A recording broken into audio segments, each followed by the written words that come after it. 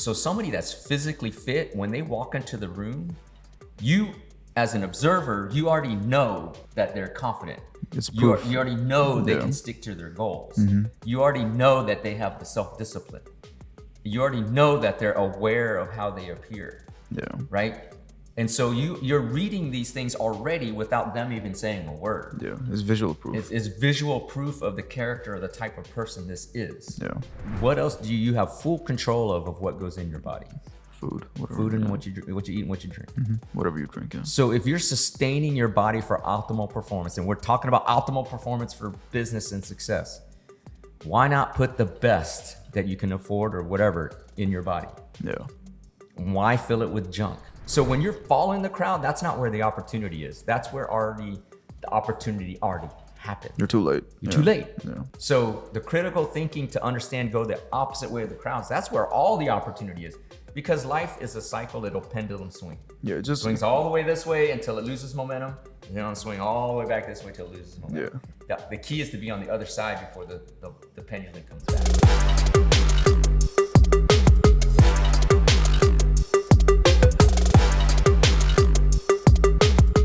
Yo, what is up, everybody? This is the End-to-End Podcast, and I am your host, Dr. Yun Nguyen. And as my family and friends affectionately call me the Prolific Ninja or just Ninja, because my fans are my friends, you can call me Ninja too. This is the End-to-End Podcast, the alpha to the omega, the beginning to the end, talking about life, motivation, drive, success, self-fulfillment, and offering you morsels in this all-you-can-eat buffet called life. Obviously, we're not in the studios making this episode 111. There was a transformer explosion. So what did we do? We just moved it to my law firm. This is the law firm set. I actually like it, kind of more chill and all that. But glad to be back in the studio, man. I am totally exhausted, bro. If you've been listening or following, celebrated my big 5-0 a couple weeks ago in Kansas City by myself with a glass and a bottle of tequila. It was really good. But was there for basketball instead of celebrating this massive car rally that we were having. Sent my wife on that instead. Then ended up in Austin for a week because I attended a crypto conference called Consensus, put on by CoinDesk. Amazing conference, my first ever crypto conference. Let me tell you something. Crypto is not dead. It is actually growing hand over fist. We had some major companies, trading companies, the NYSE, the CME, huge developers, all the brand names that you think of when you think of crypto, they were there. So I'll put an episode on that and my findings from that. But more importantly, I'm tired because I hooped until 2 a.m. last night at a friend's estate. It was freaking phenomenal. Had some NBA players there, ex-NBA players there, and we were just hooping, man, until 2 a.m. was getting it on. So a little bit worse for wear today. Advil was my friend this morning. But before we get into this episode, if you're new to the show, I always start my episodes as I start my day with an expression of gratitude. When I wake up in the morning, first thing I think of, first thought I project into the universe is an expression of gratitude. Thankful for another day to be alive, another day to make an opportunity to be inspirational to somebody, hopefully change the world, make it a better place. So with that, I want to thank you all, my family, my friends, my supporters, everybody who's liked, followed, commented, and shared, guests that have helped with expand the podcast and the views here. Thank you so very much. Without you, we cannot grow the show, and we can't have 2 years straight running on episode 111. You know, it takes 400 episodes supposedly to get to 1 million views, 1 million followers. So we're only a quarter of the way there, and we are catching momentum. So thank you very much. And then secondly, with that, for those of you who are new to the show, I do the show on my own dime, on my own time. Obviously, we are not in the studio. We're in my conference room. So big team behind this, big promotion behind this. So the only way we grow the show is if you follow and subscribe and share the show. So as I like to say, if you're knowledge swole, share the show. That's how we grow. We look to inspire billions of lives across the planet to live to their fullest controllable potential and be the best that they could possibly be with this podcast. So with your help, hopefully we can share that message as we do this together. So we have multiple varieties of shows. Usually it's just me giving a monologue, 10, 15 minutes of a concept related to success or self-improvement. Oftentimes I have guests. Our last episode, you should really check out an up-and-coming, entrepreneur, successful gentleman who plays Division I basketball, Isaiah Barganier. Great episode from a very, very solid young man. Then we have episodes where we do prolific Q&A or prolific POV. Q&A is just 2 random questions or 3 that I don't know in advance. So I just give my off-the-cuff response to what I think about them. And the same thing with POV, point of view, but that's more about current events. So today we have prolific Q&A. I'm here with my guy, Arib Mirza. He's the producer of my show, been with me since the beginning, man, walking around with his backpack. Now he's going big time. Damien behind the camera and Fairlith back in the main studio. But we're here with prolific Q&A. Arib, how you doing, man? Pretty good. How are you? Yeah, how was the commute over in this nasty weather? It was not bad. 'Cause we were just thinking about the podcast. Yeah. We were like, shit, gotta get it out, gotta get it. Gotta get it out. Gotta get out. We have never failed to put one out for, what is this? 2 years now. 2 years. Over 2 years. So that would be 111 weeks straight. Mm-hmm. So we didn't want to miss one today because this one will drop Thursday by the time you hear this tomorrow. Yeah. We're recording this on Wednesday. Arib, knowledgeable guy. Follow him at Arib, Areeb, Mirza, Mirza on socials, and then also his company called Focus Vid, FOKUS.vid on Insta and whatever socials, man. So prolific Q&A. Let's jump right into it. Let's do it, man. Yeah. All right. So first question. All right, I'll start with this one. So, what type of fitness should one implement? Ooh, one type of fitness should one implement? Well, what does that question mean? I don't know. I don't know what that. Well, I think this question is a very broad, generic question, but I think in context, how I'm going to answer it is, people are starting to see fitness as an integral role of success. Like fitness is an ingredient in the recipe of success, right? So this sounds like somebody trying to understand how to get started in fitness, right? Which I agree completely 100%. And let me just say this one thing about fitness. For those of y'all new to the show, I'm trained as a physician. I'm a lawyer in Houston. We have, an office here in the Galleria. Been doing it for 20 years, helped thousands of people with millions of dollars in cases. And run different businesses as well. Cure Connector, which is an online personalized matching healthcare platform. Launched our own cryptocurrency on a crypto platform called Legacy X Token, related to blockchain and estate planning. Just a variety of different projects. And through it all, one of the main reasons I didn't become a clinician is because I felt fitness should be the first line of healthcare versus drugs, right? Pills and drugs, pushing pills and drugs. I just couldn't, it didn't match with who I was. Do you think it's kind of like the lazy method? Like you're doing whatever you want, eating whatever you want? Well, there's 2 parts of that, right? And I don't want to get away from the question, but in my mind, there's 2 parts of that, because A, it is a lazy method, right? But B, it's a profit-driven method, because fitness, my view was like, hey, if you came in with back pain, or you came in with high blood pressure, you came in with like metabolic syndrome, which is pre-diabetes, personally, I would have said, hey, here's a fitness regimen, here's a diet plan, go do this for 6 weeks and then come back to me. Yeah. The current construct of medicine is, you got metabolic syndrome, well, here's some insulin. Yeah. You got high blood pressure, well, here's a beta blocker. Yeah. Right? It's a pill-driven industry, which supports, of course, big pharma, which is a massive multi-trillion-dollar. It's a business. It's a business. No. And so how do you get somebody hooked on coming back to buy your product? Well, you don't let them improve themselves. Yeah. Right. Mm-hmm. So, and not let them develop the habit. So that didn't jive with me. So I couldn't in good self-conscious, and this is my personal thing, I couldn't in self-conscious be a good physician if the agenda was just to push pills. Exactly. Right. So, but how does this relate to success? I will say this, there's multiple parts. Fitness is one of those things where you don't just jump in the gym for one day and see immediate results. Like, you may feel better, but it wears off, right? That's just your natural biological response to activity. You don't really see results of fitness until several weeks of consistently doing boring shit. Yeah. Go in, 3 sets of 10. Do the next exercise, 3 sets of 10. Do the next exercise, 3 sets of 10. go do 30 minutes on, the elliptical or the treadmill. Like, that's boring shit. It is. It's very boring. And so the ability to do boring stuff day in and day out without seeing immediate results is exactly what entrepreneurship is. And that's why so many people fail. How many people join the gym on January and then end up never going for the rest of the year in February? Exactly. Right? That represents entrepreneurship. Everybody's going to start a business, but once they understand that it just is boring shit all the time, they quit. Yeah. Right? Yeah. So in order to get over the hump, you have to train yourself to do boring stuff without seeing immediate results. But then one day, you're going to look in the mirror and you're like, damn, I look pretty good. I see the changes. And then that sparks you to motivate you to do more. Yeah. And so what happens in business is that you do boring shit for it could be years.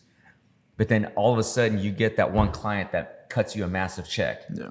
Or you have this massive, scale up in sales, or just something happens where you're like, damn, so that's what it was about, right? For us in the law firm and all the other businesses, we were doing, run of the mill personal injury work, and we were making decent money, but it wasn't like all that until one day it was just like, man, we're doing great work. Why don't we just make this about changing people's lives rather than the money? And then boom, it just took off. And so now everybody's motivated because the mission is bigger. So now once you see that massive result, all of a sudden you're like, oh, well, let me go work out harder, or let me go work out more, or let me go work out twice a day, or let me change up the program and regimen, right? So that's the importance of fitness. Secondly, though, is when you see somebody that works out versus somebody that doesn't work out, they just carry a different aura, a different vibe, a different set of confidence. How do you treat that in business? Like if you see somebody sitting across you? Because you only get one chance to make a first impression. Yeah. Right? People who work out and go through the grind, they have this confidence. They know themselves. Yeah. Because when you're doing boring 3 sets of 10, what are you thinking about? You're just thinking about business, work. I mean, you might have your music on, but you're still thinking about, okay, what do I need to do next? What's on the agenda today? What do I need to knock? And so over time, you're building this confidence about yourself. And let's say this week you were only able to push up, 30-pound dumbbells. Yeah. And then next week you test your limit. You're like, well, let me go to 35. And then you bang out 35. Well, that's like a self-reinforcing positive confidence builder. Yeah. Right? And so as you're working out, as you're constantly testing your physical limits, which correlates to being able to test your mental limits, and you achieve those and you move on, that just builds confidence. So somebody that's physically fit, when they walk into the room, you as an observer, you already know that they're confident. It's proof. You already know they can stick to their goals. Mm-hmm. You already know that they have the self-discipline. You already know that they're aware of how they appear. Yeah. Right? And so you're reading these things already without them even saying a word. Yeah, it's visual proof. It's visual proof of the character or the type of person this is. Yeah. You see what I'm saying? They're a winner. They're a winner because they want to feel, look, and I'm not talking about I don't say musclehead, but like these championship bodybuilders. I'm just like regular fit people. And so you just see them and you know that they have these qualities about them that they pass the smell test, right? Yeah. I'm not talking about the meatheads on roids going crazy. I'm talking about just everyday people hitting the gym. Yeah. But when you see them, you're like, okay, they passed the smell test. I can have a further dialogue with them. Versus if they're not, then you would need to kind of dig in. But if they're out of shape, slow moving, frumpy, they just move slow. People that aren't focused on fitness, they move slower. They talk a little bit slower because their mind, they're just used to a slower pace. And so then all of a sudden I'm like, well, and that's not to say being out of shape means you're not a good person or you're not a good worker. You can't be trusted. I'm not saying any of that. I'm just saying from an initial glance, you can tell the positive vibe and aura and energy of somebody that works out. Yeah. Right. And as somebody who is in fitness or who has worked out for decades, on my side of the table, I know what it takes. Waking up 5 a.m., and it's a common ground. Like, hey, dude, you look like you're in shape. When do you go work out? and it's a conversation starter. Hey, what's your diet like? You look really good. So, and I want to achieve that. So how do I, you know what I'm saying? Yeah. So it's a conversation starter too. But as somebody who does work out and knows about fitness, then I know what it takes to look like that. So then I am able to better relate and understand the person better. So I can decide if I want to do business with them or whatever. And then let's look at the practical things about it, right? If you're looking for a partner or girlfriend, boyfriend, marriage material, You stand a whatever. much better chance. Yeah. Yeah. Well, what does being out of shape lead to? A lot of health problems down the road. Yeah, Right. So like, honestly, like women are attracted to, Fitter men. because it's a representation of the offspring that you might bear with them. Yeah. Right. Not, I says nothing to do about the quality of the person. The opposite's Like, opposite's true too. Like it's not just. Yeah. I'm not saying. I mean, I'm saying on an initial glance, an initial attraction. I'm not saying about quality of the person. It has nothing to do with the character. I'm just saying like women are attracted to fit men because the women, for the most part, want to select the best male. It's nature. It happens in nature with animals. They want to select a male to whom they envision having offspring with. Yeah. For the most part, if you're not into the whole catching body scene and that disgusting. Unless he has 10 million in the bank, then I feel like that kind of That makes it more attractive, right? But he wouldn't. But it's like- unlikely unless he was a crypto king or something like that. That just makes- bought Bitcoin that makes in up- 2013. That makes up for the overweight. Yeah, well, that's true. The more money you have, the uglier you can be as a male. Yeah. But you might be attracting the wrong type of female. Let's just say that. But to the point of like, an initial attraction, but then practically speaking, long term, I'm not degrading out of shape people. I'm not degrading people that, everybody, you be you if you know me. Like, I don't really care. But, if you're not in healthy condition, you get arthritis quicker. You get, slip and falls easier. You get diabetes, you get these chronic diseases a lot easier. Yeah. So these are practical aspects of what you need to look for in a mate. I remember Candace and I were just having this conversation. She's like, people ask her, what is it that makes us a dynamic couple together? And she says, one of the things is I think it helps that we both have a priority on fitness and trying to be in our best shape. Yeah, and then that follows on like Nate and everyone too. Yeah, and it follows down, it trickles down, living by example. But between her and I in our relationship, it's sort of, once you're together, you are a representation of the other person because you're seen as one. Yeah. So if I'm trying to keep in shape to look my best as a representation of her, it gives her confidence. And if she's trying to keep herself in shape to be the best representation of me, it gives me confidence in our relationship. Yeah. You see what I'm saying? Mm-hmm. So there's a whole lot to it. I forget what the question was, man. How do you get started or what? No, so the question was, what type of fitness should one implement? Like Okay, going back to that. So I'm giving you the reasons why fitness matters, but obviously this is not formal medical advice. You got to go talk to your doctor or whatever before you engage in anything. If you're just starting out, just go walk around the block. So let's say you're 25 plus. 25 years older? 25 plus. 25 pounds? 25 plus years old. Oh, 25 plus years old. Because age plays a big part, no? No, it doesn't. No. I started really working out, lifting when I was 14, No, like on the type of exercise you do. No, it doesn't. Age has nothing to do with the type of exercise. Okay. What has to do is your fitness level. Mm-hmm. Like most people make this massive mistake. They make a decision, hey, I'm going to get in shape. And then their first workout, they go all in and go crazy. Like 120 pounds. Dumbbells. I mean, they try to max out. They're trying to go crazy. Yeah. And then they end up really, really sore. And then they're like, they don't see results. And they're like, oh man, I did all this work and I don't see results. This isn't working for me. Mm-hmm. You got to gradually get into it. Yeah. So if you're just starting out with no fitness background at all, which most people are, just go walk around the block. Yeah, I guess the reason I said age is because I guess the type of weight also matters. Like if you're obese, walking would help definitely.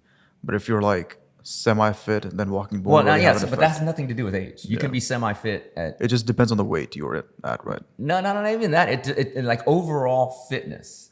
Like, what is your fitness level? Okay. Are you 30 pounds overweight? Are you grossly obese? Yeah. Are you slightly overweight? I mean, weight has a lot to do with it because that weight, your body weight, dictates the pressure on your joints, and obviously joints involve movement, and so it dictates what amount of weight your body can bear along with movement. That's fitness, right? Got it.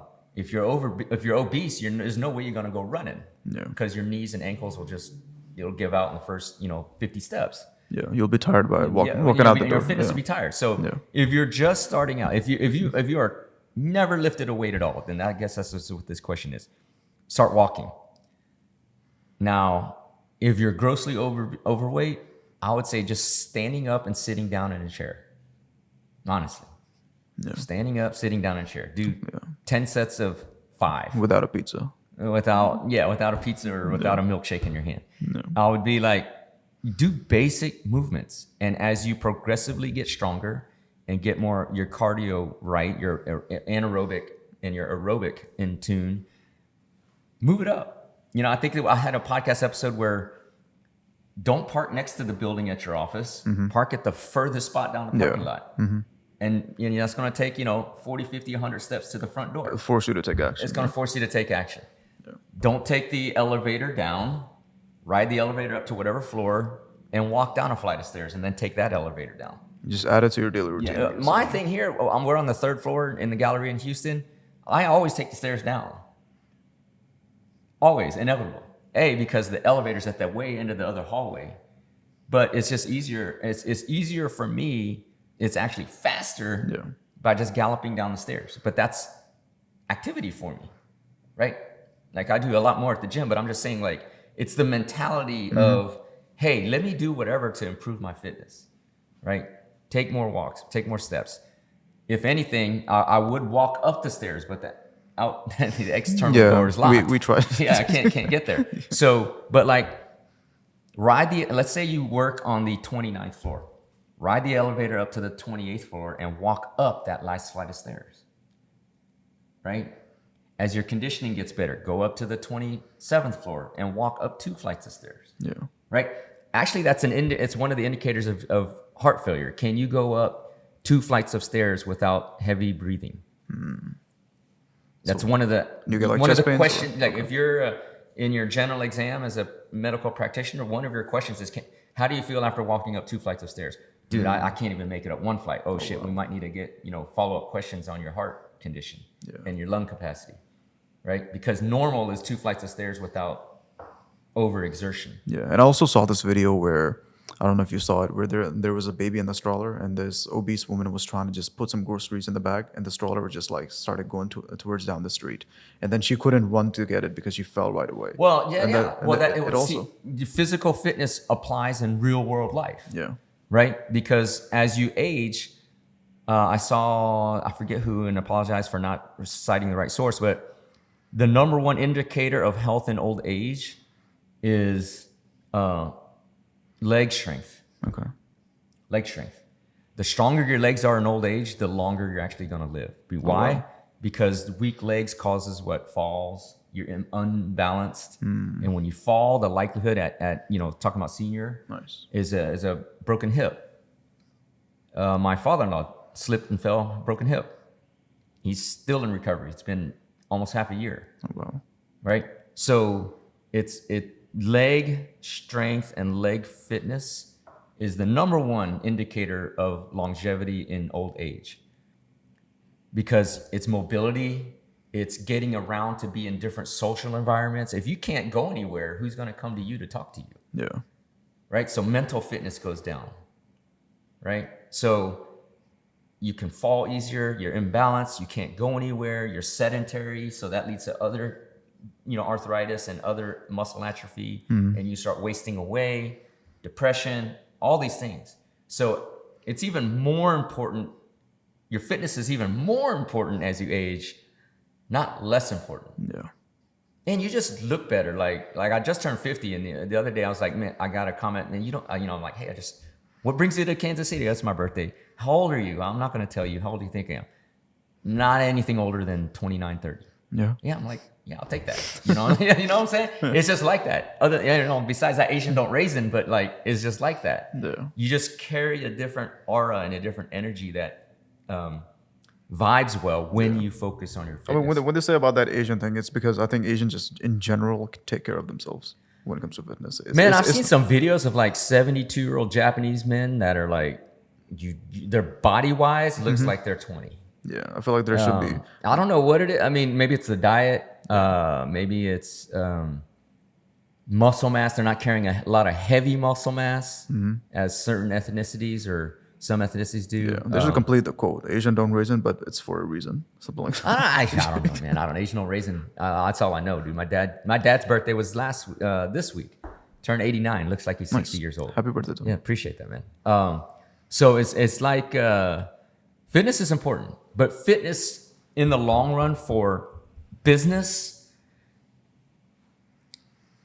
entrepreneur, to be successful as an entrepreneur, it is a game of endurance. Yeah. Right? I've seen attorneys in lengthy trials who are out of shape, and they start strong and real quick. Like start sweating and stuff. No, it's not sweating. It's their endurance. It's the capacity to sustain focused concentration and just fitness, because you're hustling back and forth to the courthouse, to your law firm. You're actually moving around. So they'll be active for the first 3 rounds, but round 12 they're gone. Round 4, 5, 6, 7, 8, 9, they start fading real quick. Versus lawyers that keep themselves in shape, they can sustain, right? And be sharper, right? Think longer. Think longer. Stay focused longer. This right? is important. And be more nimble on their feet longer. And So because the blood flow, the oxygenation, all that physiological effect affects entrepreneurship. So you're trying to say don't hire fat lawyers. No, I'm not saying that, bro. I'm not saying that. Nothing against body shape, size, and type. I have no problems with it. I don't pass judgment like that. What about But I do evaluate. There's a difference between judging and evaluating, because evaluating means you're trying to select for a specific purpose.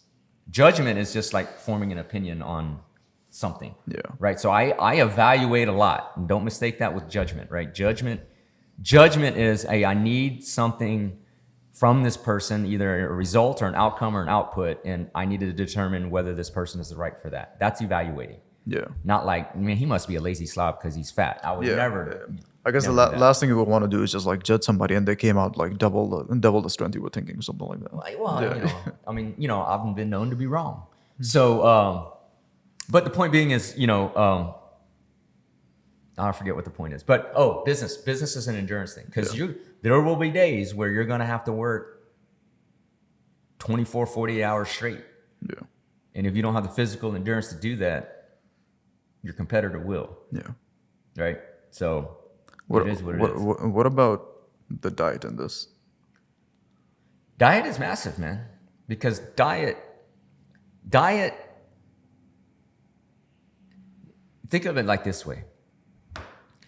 What else do you put into your body other than like injecting drugs and stuff? What else do you have full control of what goes in your body? Food, whatever. Food and what you eat and what you drink. Mm-hmm. Whatever you drink, yeah. So if you're sustaining your body for optimal performance, and we're talking about optimal performance for business and success, why not put the best that you can afford or whatever in your body? Yeah. Why fill it with junk? I guess cars would be a good analogy. Cars would be a good analogy. There's a difference between regular unleaded, premium unleaded, and super unleaded. Yeah. And jet fuel. Performance. Yeah. Right? If you want to haul ass, you're not putting in 87 octane. You're putting in 93 plus. Why not have the idea in your mind that you are a supercar? Yeah. Your body, your mind, your performance is a supercar. So why not put the best you can give in your body? Why fill it with junk? Yeah. That's like pouring sand in your gas tank if you're eating junky. Now, I eat junky sometimes, but I'm more cognizant now of what I put in my body, because I understand there's a causal connection between what's in your body, what you eat, your gut. There's some scientific principles that believe the gut is the brain of your body, not your brain. Your gut flora, what gets absorbed through your intestine into your body affects how you think, right? Yeah. Because it's nutrients. What are the minerals and nutrients and whatever subatomic particles you're eating? How does it get to your brain for optimal function? How does it get to your heart, your muscles for optimal function? So, and there's a lot of science already out on you know, I'm forgetting the word. What's the word? Like the greens. The fuck? No, Colored? no, the freaking powder you drink. The probiotics. How probiotics affect your digestion. Okay. Honestly, I do probiotics too. Like I do we call it greens. But I notice the difference the days I do and the days I don't take them. Like how I feel, my alertness, all that stuff. So what you put in your body matters tremendously. If you're eating McDonald's every day, shout out to Spurlock, the guy who shot that video. What was it? He ate McDonald's straight for like 2 months. What happened? He started developing, the diagnostic workup of someone with cancer. Oh, wow. Yeah. He would eat breakfast, lunch, and dinner McDonald's for, I forget what the movie is. Yeah, that's way too What was that extreme. movie, man? Fucking Super Size Me, that's what it was. Yeah, he died though. He died of cancer. Now, who knows if it was from the vaccine or from what he did, but like, he died of cancer. But his movie was, Super Size Me was eating McDonald's for, I don't know, however long, 60 days or 90 days straight. And his liver started failing. His blood work looked like he had cancer or lymphoma, leukemia or something like that. Like, it was just bad. So, diet is huge. But fitness incorporates that, right? Fitness means health, diet, nutrition, how you feel, how you look. That, I think that's a global definition of fitness. Yeah. Ultimately though, all that leads to how you perform. Because business and growth is about results, right? I could be in the gym, 10 hours a day, but if I don't really do something with my life, who cares about my fitness? Yeah. You know what I'm saying? So fitness is a part, an element of growth and success. And the more you focus on that, then the more higher your probability of meeting your goals occur, right? And you just surround yourself with people that achieve. Like it's like people would say CrossFit is like cultish, which it is, but you're around these people that want to achieve something, goal-driven people, so that no wonder you get motivated. And so when you're around a lot of motivated people, if you're the outside looking in, you'd be like, that's a cult. Mm-hmm. But to the people inside, It's we're like, no, normal. we're going for a goal. It's normal for them. Yeah, we're going to better ourselves. So you surround yourself with people like that, then all of a sudden, like the dudes in the, just playing basketball last night. It was a result of the car group and the guys' estate and all that. All the dudes lift. The dudes with the money, with the toys and all that, they all work out, like in shape, all different age ranges, former NBA player, like they it's like that. Nice. You pull up into a driveway full of Lambos and Rolls Royces and shit, like you understand why they got there, why they have these toys, because they, being in shape is part of it. Yeah. So good question though. It's kind of broad. Yeah. I guess it gave a broad answer for that. Let's go. I like it. Yeah. I guess the answer is walk. Start by walking. Yeah. Just take a few steps. Start And then the next day, take a few more steps. And then the next day, the other thing, you got to keep challenging yourself, because your body is built to adapt to stress. And so, which fitness is, you're stressing your body. But if you don't keep pushing your body, then it gets adapted to that level. And then it'll just naturally be there without pushing itself. So you can plateau even though you're in shape. Yeah. So you got to keep pushing yourself, changing up your workouts, do different things. I'm doing it for longer. Yeah. Something like- okay. Yep. Good. Perfect. All right. Question number 2. Yep. That's a good question though. What do you predict is going to happen to America this coming election, and what do you predict is going to happen this year? Oh, shit, bro. I thought this was Q&A, not POV, bro. You know what, man? The only thing I can predict about this election and America and all that is that it's going to be entirely unpredictable.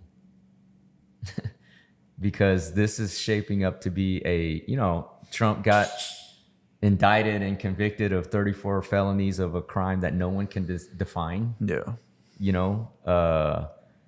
there's what you see on the news and what is really happening.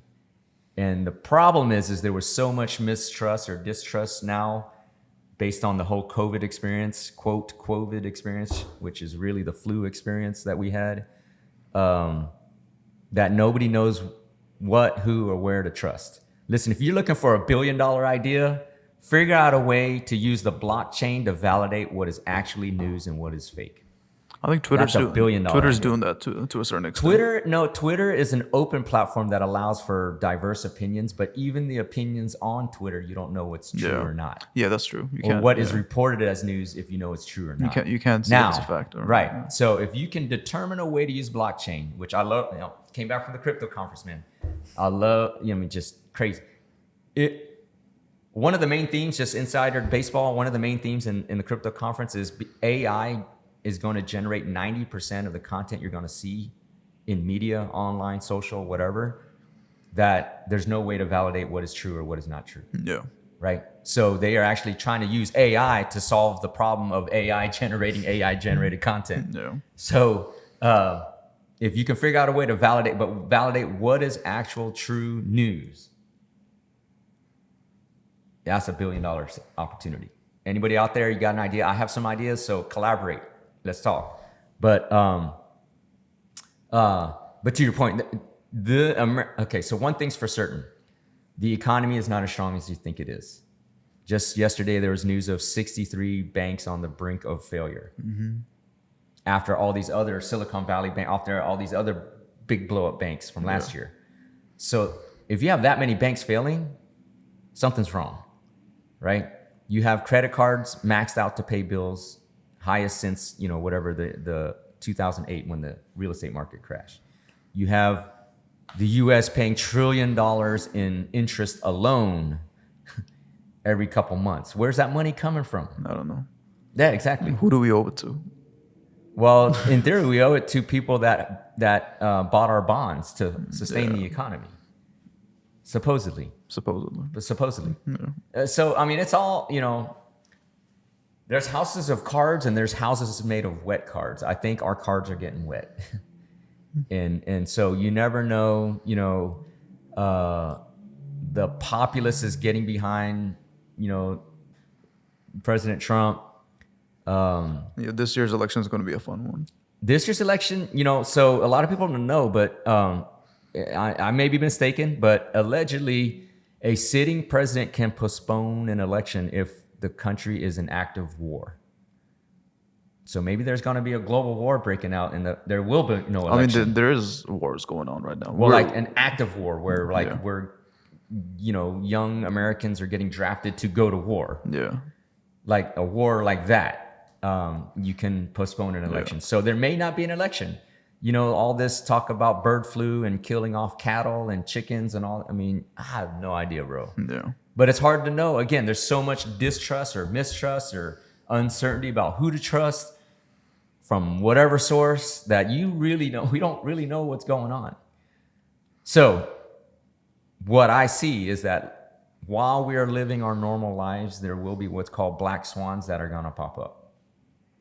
Black swans is, for those of you who are not familiar in the finance world, there's a book called by, I think the author is Taleb, called The Black Swan, talking about how it's not regular activity that takes things down. It's the outlier event that can crash a market or that can destroy a country. So that's what's called a black swan, because they're so rare that you don't even think about it, right? You see a whole sea of white swans, you'll never see a black one. So there'll be, now you may never see one black swan, but what if there were a series of black swans between now and election time? Yeah. Which there will be. Which I don't know that there will be, but I personally am preparing for it's most likely one or more. Yeah. Because I just have I guess I just have a natural distrust of. Do you think it's better to prepare for the black swan or just hoping it won't happen? No, hope. You never rely on hope. Exactly. Never rely on hope. Yeah. I never rely on hope. Yeah. So I think it was in the last episode, I don't know. There's two types of expectations, right? The first expectation is of hope. I mean, I hope things go my way. Yeah. I hope but then there's also an expectation of a result based on preparation and work, right? I'm expecting to win, but I haven't practiced enough, so I'm gonna hope I win. Yeah. Or like I practiced my ass off and I did put in all the work, so I'm expecting to win. Right? Two types of expectations. Success requires the second. Success based on the first is just, you got lucky. Crypto. Lucky plays a big part in it. Yeah. Right? Luck does play a big part in it. But success based on hope is just like, hey, I'm gonna put $100,000 on red and roll the roulette wheel. But it's just one of those lucks. That's hope. Yeah, you have no control over the outcome. Yeah. Right? So in this particular case, I would say prepare for a black swan. Don't hope that one does not occur. Yeah. So it's just one of those lucks where you show up every day. Like you can't miss that lucky day. No, you can't miss. Now, I'm not saying like in 2020 you should have stocked up on toilet paper, but look at the toilet paper example. In your wildest imagination, would you ever think you would ever see people fighting on the aisles of Walmart over the last roll of toilet paper? No, that's a black swan. Right? But you look at how fickle society is. Look how fast people jumped onto the vaccine bandwagon without any critical thought at all. News says I need to get it, even though the effect of COVID is 0.00001 deaths. So let me go out and get this drug that was developed in 7 months and shoot it into my body where it's in there forever. Yeah. Like if you're rational, you'd be like, fuck that, dude. Really? Yeah. Like, what? Like the risk of death is 0.001%, but then they're forcing this thing on everybody? You'd be like, hell no. And literally forcing it. Yeah, literally forcing it. You lose your job, you get fired, you get, exactly. You can't come to work, you can't fly. Yeah. Like, and then now all of a sudden the science is like, cardiomyopathy, all these heart attacks and accelerated cancers and all these things as a scientific effect of the vaccine. Yeah, because it was developed in 7 months. Clinical trials typically take 7 to 10 years. Yeah. Right? So who in their right mind would be like, yeah, go put that in my body, even though I don't even know what COVID is. Right? Yeah. Like, so the idea of the lack of critical thinking, all I want to say to the direct answer to that question is all bets are off. Like I am prepared to expect, the Walking Dead by election time. Like who knows? Yeah. Everybody might be turned into a zombie. I don't know. Yeah. But that, as crazy as that sounds. But you have the machine gun. No, I'm not saying that. I don't. For the record, I have no guns that are loaded. Okay, so, but you never know. And here's the thing: who is the most dangerous person in the room? Somebody that has power, that is about to lose power and has no other options, and their back is against the wall. Yeah. So for right now, I would say, and whoever you want to define this as, because I don't want to get, on somebody's list. If you are about to lose power and your back is against the wall, you're going to do anything you can possibly do to stay in power. Yeah. Because in the opposite ways, if you lose that power, you might be in another realm of existence, if you know what I'm saying. So when you've got no options, you're going to try every option to stay in power, whatever that is. Economic collapse. It could be, nuking another country just to start a war. It could be anything. As outrageous as that is, it could be, manufacturing another disease outbreak. Yeah. A lot of young people have never seen or watched movies that foretold all of this. Like look up like Contagion and Outbreak and all these movies from the 80s where like a monkey comes in and there's all of a sudden this massive virus and then the whole city shut down and they lock everybody in. And like, there's been movies like this back in the 80s. And maybe that's just a different perspective I have, where I was like, I'm calling bullshit on all this COVID stuff because I've already seen the movie, right? Yeah. Younger people who haven't seen the movie, they're like, this is new to them. But I've seen the movie. I've seen how this plays out, right? But even more recent is what's that movie? Omega Man. It was an Omega Man takeoff with Will Smith, where he's in New York City with his dog. What's it called? It was a Will Smith movie. He's the zombie one. What is it? I Am Legend. Yeah, I Am Legend. Yeah. Yeah. Hey, I developed a vaccine and it went all wrong and everybody on New York Island turned into a zombie. Yeah. You know what I'm saying? Like, well, how plausible is that to be real? Could it happen? Possible. Will it happen? Maybe. But like I said, there's gradations of plausible. It's plausible, like you can think of it. Is it possible? Could it happen? It's possible. Is it plausible that it will happen?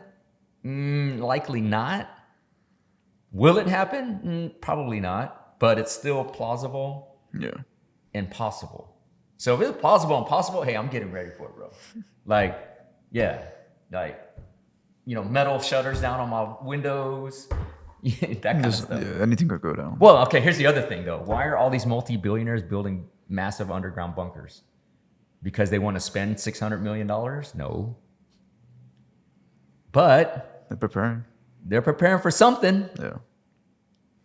Ask yourself why. Like Zuckerberg, I don't know, just 2 months ago, building a $600 million underground bunker in Hawaii next to Oprah's underground bunker.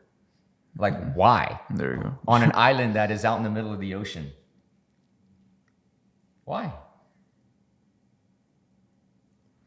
You know what I'm saying? I don't know why, but hey, if they're doing something, it's got to. That's the power of how bringing this all back to success and growth and all that. That is the power of critical thinking.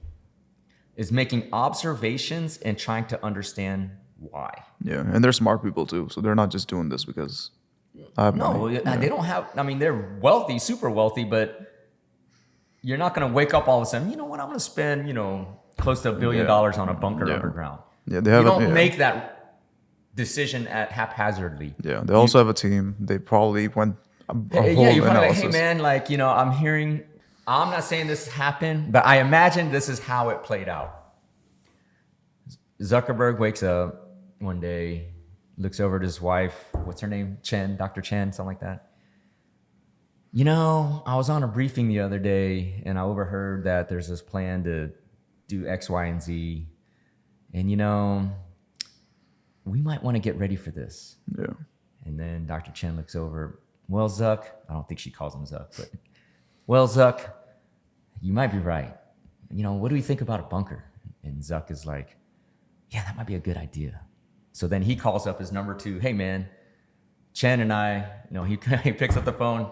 Hey, what's up, Zuck? Hey, man, Chen and I were talking about, doing a bunker. Map it out for me. So then his number 2 gathers a team of engineers and, designers, architects, and then brings back the plan. Well, Zuck, we did our homework over the last 3 months. Here's our initial plan. It's like, 1-level bunker. It's probably going to cost you about $50 million. And he's like, nah, man, I don't do it that way. Make it $600 million.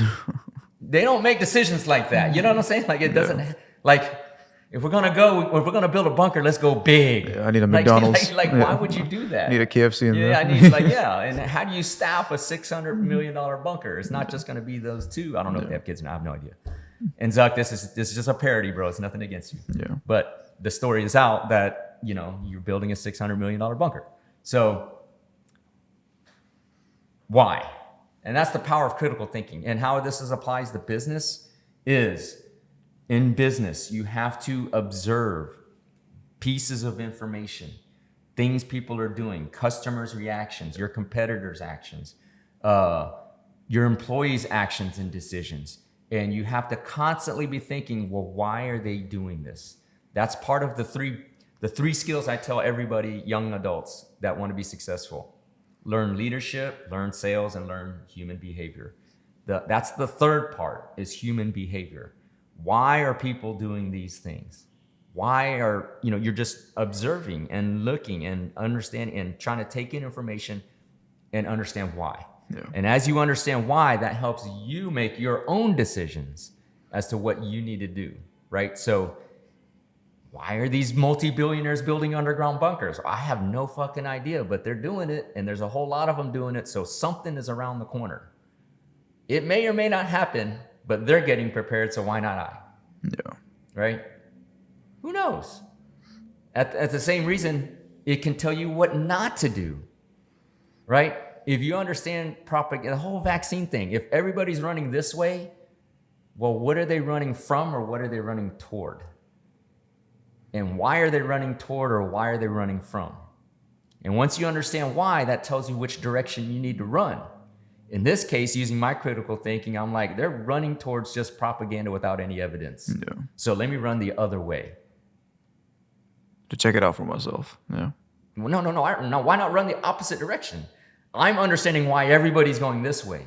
And there was no basis in fact to run that way. It was just what people were telling them what to do. Yeah. So that told me people weren't critically thinking for themselves. And so if they're not thinking for themselves critically, I'm running the opposite direction. Yeah. So it's like people just saw that people were running and they started running. Yeah. Yeah. So you actually took the time to look at it. It didn't take a lot of time. Yeah. I called bullshit pretty quick. But I'm like, this is bullshit over here, so I'm going to run this way instead. Mm-hmm. That's critical thinking. And that's what is grossly missing in today's society. Yeah. There's a lot of herd mentality. And so, if anything, but see, here's the thing. How does this apply in business? This is real deal. When you run the opposite way of the crowd, that's where the opportunity is. Right?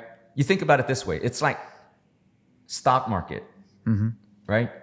People are going to, if they see, oh man, that stock is going up, let's go chase it. So it bumps up this way, bumps up. Then more people, oh man, that stock is bumping. Let's go. Boom. That stock is bumping. Let's go buy some more. Boom.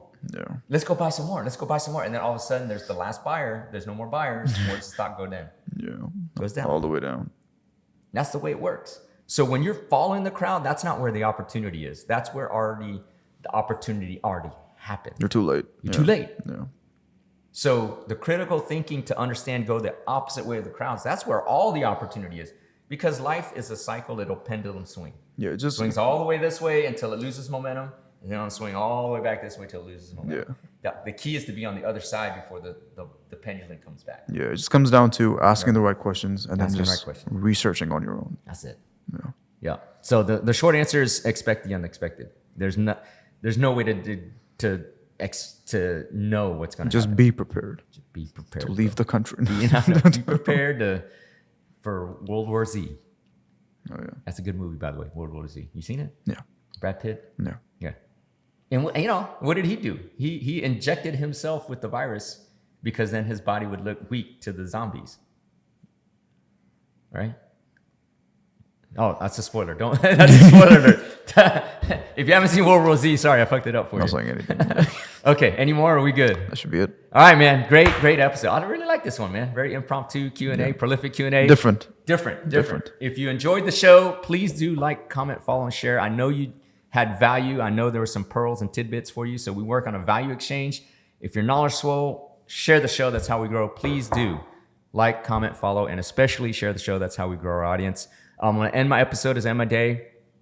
Before my head hits the pillow, I always thank God, the universe, for another opportunity to be fit, to critically think, to inspire, to help people. That's what it's all about, changing people's lives, living to their fullest controllable potential. So with that, I want to thank you all for liking, commenting, following, supporting, and sharing the show. Glad you guys came over to my conference room instead of missing out on an episode. No worries, adaptability, also a key to success. But do like, comment, follow, and share. We appreciate you listening and following. Looking forward to bringing you another episode very, very soon. Good job, brother. Perfect. Yep.